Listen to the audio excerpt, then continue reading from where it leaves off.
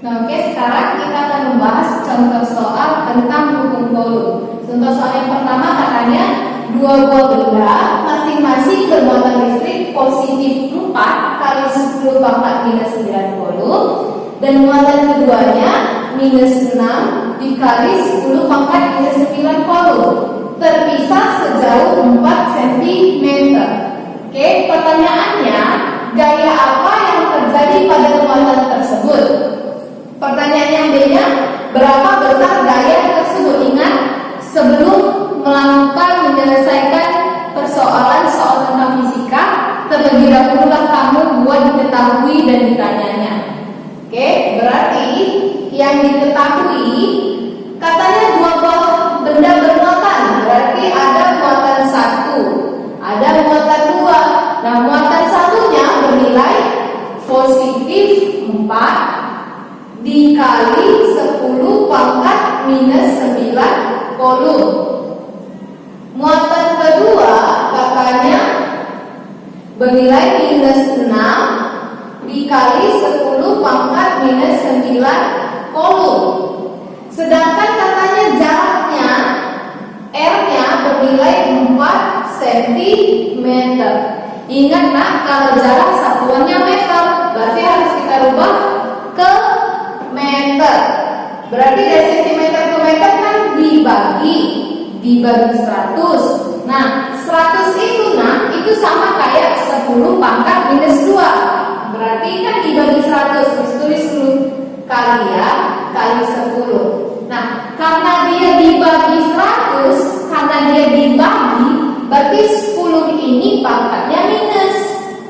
Ya kan? Karena dia bagi, kan dari centimeter ke meter bagi 100, berarti karena dia bagi pangkatnya minus. Nah, dibagi 100 itu nolnya kan 2, berarti ini sedikit kali 10 pangkat minus 2. Satuannya sekarang sudah meter. Oke, yang ditanya yang A-nya itu gaya apa? Gaya apa, ya kan? Nah, yang B-nya itu besar gayanya, F-nya berapa? Berarti kita jawab. Nah, ingat, lihat muatan pertama positif, muatan kedua negatif. Miss bilang kemarin kalau contohnya muatan berbeda jenis, dia saling tarik menarik.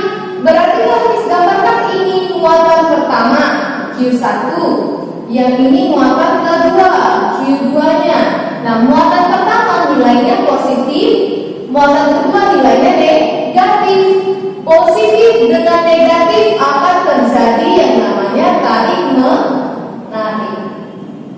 Berarti gayanya apa? Tarik. Oke, gayanya tarik menarik. Itu yang A. Yang B-nya katanya besar gayanya. Besar gaya Coulomb, berarti rumusnya F sama dengan K kali Q1 kali Q2 per R kuadrat.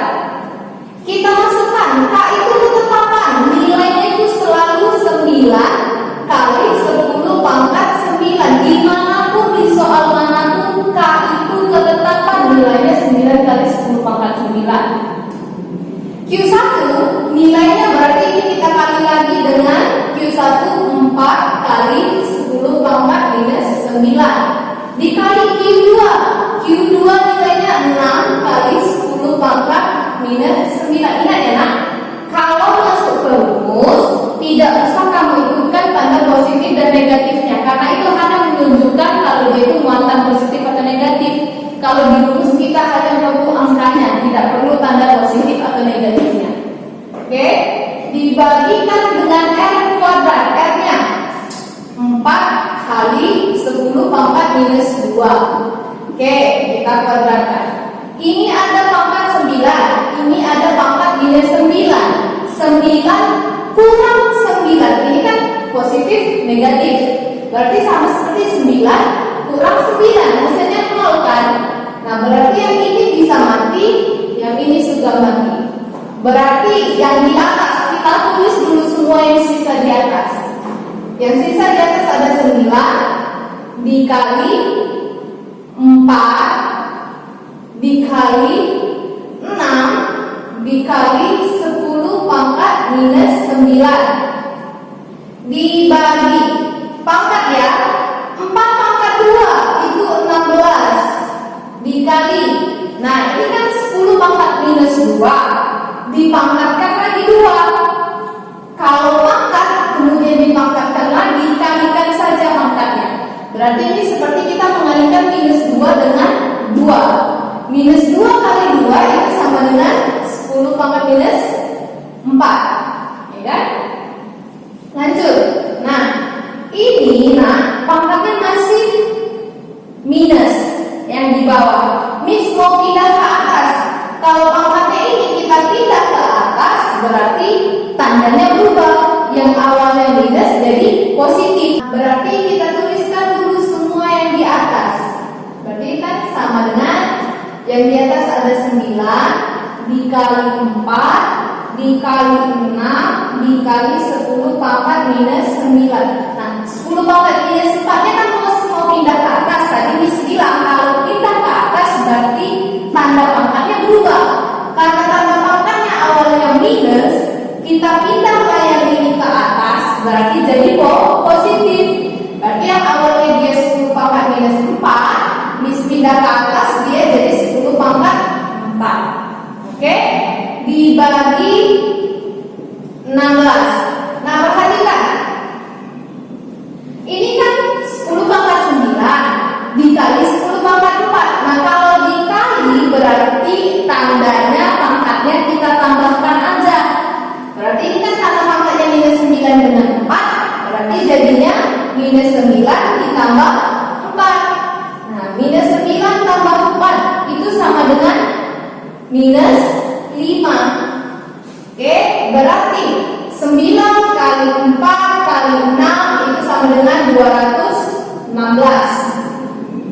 Tadi 10 pangkat minus 9 kali 10 pangkat 4 itu sama dengan kali 10 pangkat minus 9 tambah 4 hasilnya kan minus 5. Berarti 10 pangkat minus 5 dibagi 16. Berarti 216 dibagi 16 berarti 216 dibagi 16 itu sama dengan 13,5 kali 10 pangkat minus 5. Satuannya Newton. Nah, sekarang Miss akan memberikan contoh soal kedua. Bedanya contoh soal yang pertama dengan contoh soal yang kedua.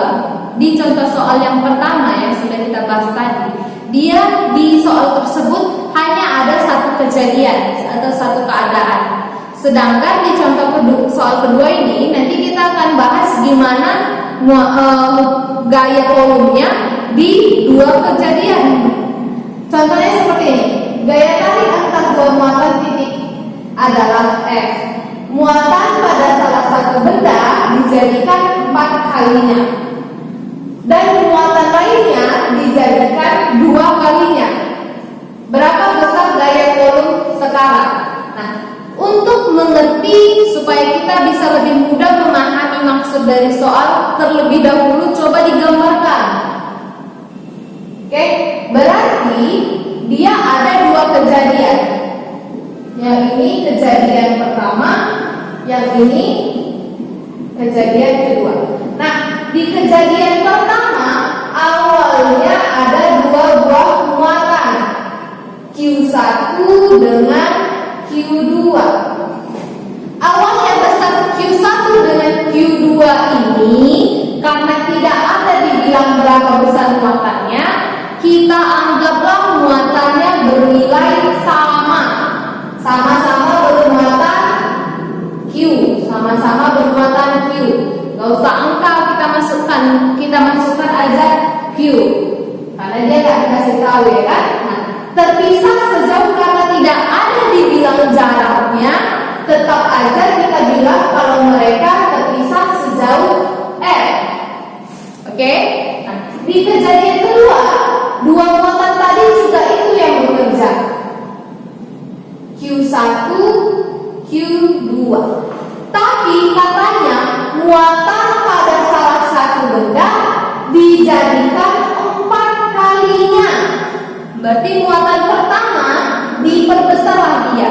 Awalnya dia bernilai Q sebesar Q, dia diperbesar menjadi 4Q. Diperbesar 4 kali berarti jadi 4Q, ya kan? Yang awalnya Q jadi 4Q. Nah, muatan kedua katanya dijadikan 2 kalinya. Yang awalnya muatan kedua besarnya Q, jadilah dia 2Q. Karena dia diperbesar 2 kali. Adakah dia dibilang jaraknya? Enggak ada kan? Kalau tidak disebutkan jaraknya diperbesar atau diperkecil di kejadian kedua, berarti jaraknya tetap sama-sama R. Ya kan? Baru yang ditanya apa? Besar gaya volume sekarang. Katanya gaya volume di kejadian pertama sebesar F. Sebelum diperbesar muatannya, sebelum diganti besar muatannya, muatan gaya volume yang pertama itu sebesar F. F1-nya itu gaya volume pertama itu sebesar F. Nah, kalau F2 kan yang ditanya berapa besar gaya volume kedua, berarti berapa F2 itulah yang ditanya sekarang. Berarti kita bikin dulu diketahui. Oke, setelah digambar kita bikin diketahui. Q1 tadi bernilai sama dengan Q. Oke. Q2 kita bikin sini kejadian 1 ya. Kejadian 1. Nah, Q2 katanya sebesar Q. Selain itu, F1-nya kan katanya gaya tarik atau gaya volume atau muatan adalah F. Berarti di kejadian pertama F1-nya sama dengan F. Oke, gimana jaraknya?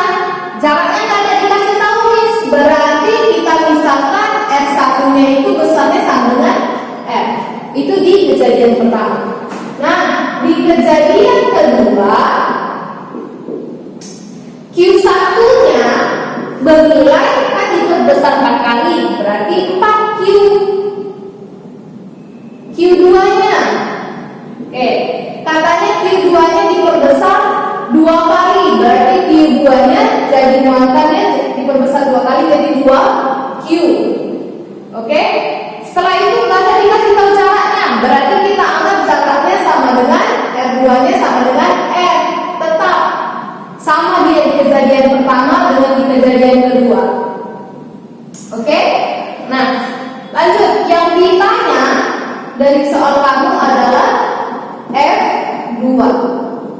Oke, nah untuk soal seperti ini nakku, kita gunakan perbandingan. Kita bandingkan kejadian pertama F1-nya dengan F2-nya. Oke, nah F hukum Newton, hukum Coulomb, rumusnya K kali Q1 kali Q2 per R kuadrat. Karena ini kejadian pertama, berarti kita bikin F1 kuadrat dibagi F2 hukum Coulomb kedua, kan rumusnya sama, tetap berarti K kali Q1 kali Q2 per R2 kuadrat. Nah, F1 kita masih lihat semua angkanya. F1 nilainya sama dengan F, berarti F per, karena F2 yang ditanya, berarti tetap kita tulis F2 sama dengan, perhatikan ya nak, K itu ketetapan, berarti bisa dimatikan karena nilainya sama. Berarti sisa Q1 dan Q2. Q1 nilainya Q. Oke, Q2 nilainya Q per R1 nilainya R, dikuadratkan berarti jadi R kuadrat dibagi. Oke, nah Q1 di kejadian 2 nilainya 4Q. Q2 di kejadian kedua nilainya 2Q dibagi R2-nya tetap R, berarti dibagi R kuadrat karena dia dikuadratkan kan. Lihat, ada Q, di bawah juga ada Q, berarti bisa mati. Di atas ada R kuadrat,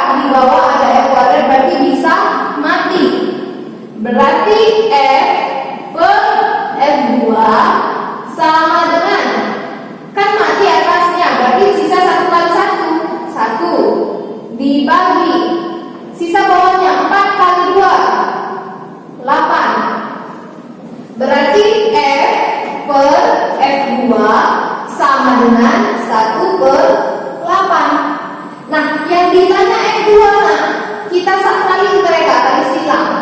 F2 dikali 1 berarti F2, ya kan? Nah, sekarang F dikali 8 sama dengan 8F.